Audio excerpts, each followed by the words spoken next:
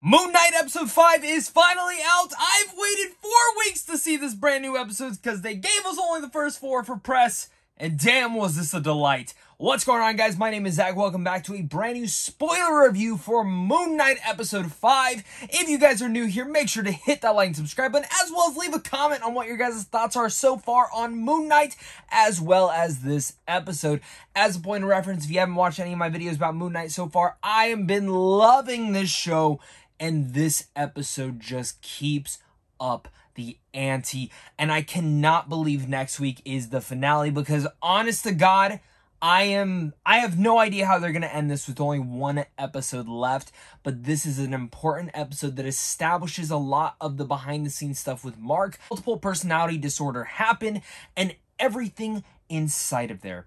This is a show that, again, is really much exploring a mental illness and really much a character study for a superhero. And something that I very much loved about WandaVision was going deeper into her whole psychological mind.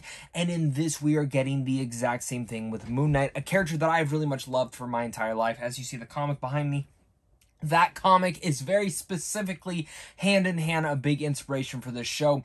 And overall, like last week's episode, as it ended with the hippo saying, "Hi!" and ended up there in an asylum. What is it to do? And I really was, first off, surprised that we did not get Jake Lockley in here. When she said that they needed to balance the scales, I kept going. I'm like, okay, where's Jake? Jake's probably going to be the reason that balances the scales. Turns out balancing the scales was really much opening up and telling Steven who he really is and what is going on. And as they are kind of going about this, because if they don't do this, then the dead are going to rise up and take them. And what do they need to do? They need to get back to Layla and stop Harrow. Which, speaking about Harrow, Dr. Harrow, I guess, in here, Ethan Hawke is so good at just acting. I know we've always known this forever, but he is so good at acting between this villainous character, this doctor, and just this such calm manner and misdemeanor that he really much carries in here. And all the moments that he has between Mark and Steven and discussing these sort of moments are very important. And one of the most important ones is when he actually is like, oh, call his mom, when he mentions that his mom's dead. I thought that moment was very important, and I loved what they were able to do. Going back, though, to when pretty much the hippo says, well, you know, you can go balance your scales. They go back inside.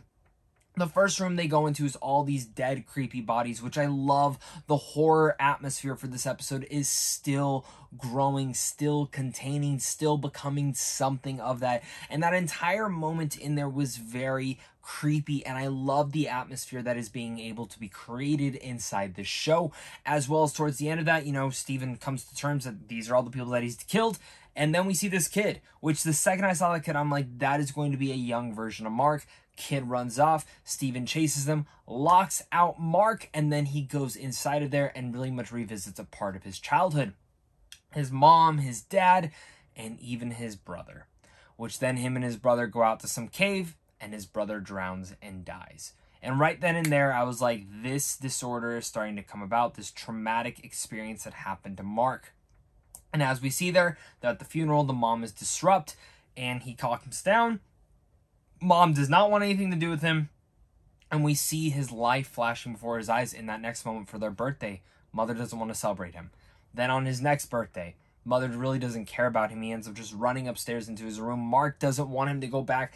Steven does want to go in there, and when he finally convinces him, because of course they back out of there, comes out of there, and we see this great moment again with the hippo and how they're like, we have to get back. We have to get back. You see these souls coming down from the sky, which I'm assuming from the trailer is that moment where we do see the purple burst going into the air.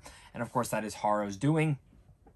In that moment, what we see is something important, is that them finally starting to, again, work together. And they are one in hand with one another. And when they walk out and, you know, Mark's like, they're both discussing. We both need to figure out, how is this going to happen? What is going to happen? I need to know what's going on in there. And Mark doesn't want to go back there. He doesn't want to relive that. But Steven convinces them. They go back. And right then in that moment we see, and I knew it was building up right as we saw the mirror.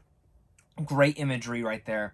He flips. He turns into Steven. His mom walks in and starts beating him.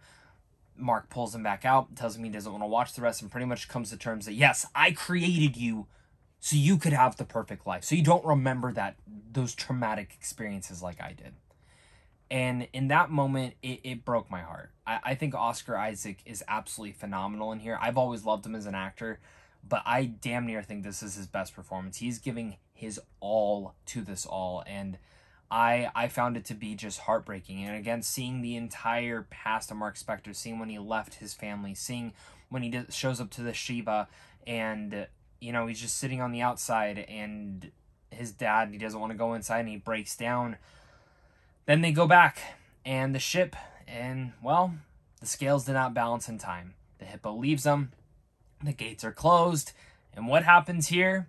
Well, the zombie, mummified sand people start coming up to claim their souls.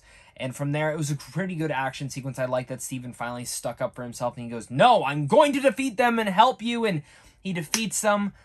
But sadly, in the process of saving Mark, he falls over the boat, and he freezes. Again, leading to another traumatic experience, because right then and there, the scales balance, and Mark is in awe of this beautiful paradise kind of land. And that's where the episode ends.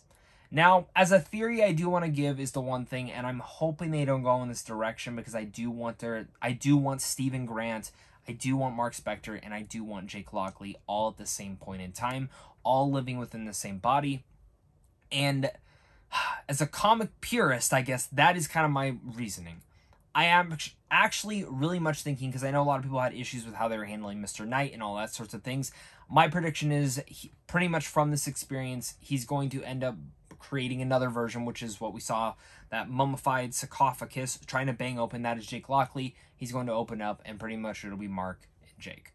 And I hope they don't just do that. I do hope Steven ends up getting into the mix of it. I imagine he probably will, but that is just a theory to kind of put out there. I do think Jake is going to show up next week. Mr. Knight will be his persona, and in a sense, that is going to be a suit. There's going to be some badass kicking around.